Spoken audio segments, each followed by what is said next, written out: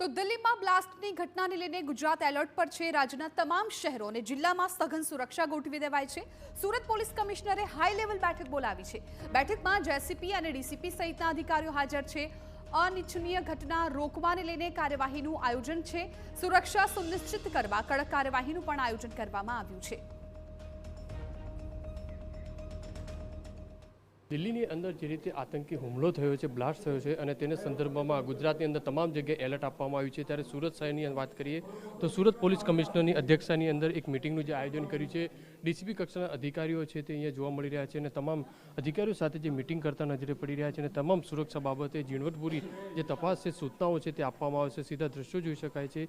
Crime JCP અલગ અલગ sector 1 અધિકારીઓ છે, તમામ જે ડીસીપી છે તે જોવા મળી રહ્યા છે। કયા કયા દરિયાઈ સુરક્ષા વ્યવસ્થા કઈ રીતે રાખવી, સ્ટેશન વિસ્તાર છે, રેલવે સ્ટેશન છે, બસ સ્ટેશન વિસ્તાર છે, ભીડભાડવાળા વિસ્તારો હોય, ખાસ કરીને મંદિરો છે, અલગ અલગ જે જાહેર સ્થળો છે ત્યાં કઈ રીતે સુરક્ષા વ્યવસ્થા રાખવી, તમામ બાબતોની જે તપાસ છે તે કરવામાં આવશે અને જે સૂચનાઓ છે, જરૂરી સૂચનાઓ છે તે ઉપરથી જે રીતે સૂચનાઓ મળી રહી છે તે પ્રમાણે સૂચનાના આધારે જે છે તે અધિકારીઓને સૂચના આપવામાં આવી રહી છે। કેમેરામેન સંજય ચંદ્ર સાથે બલદેવ સુથાર, TV9 સુરત।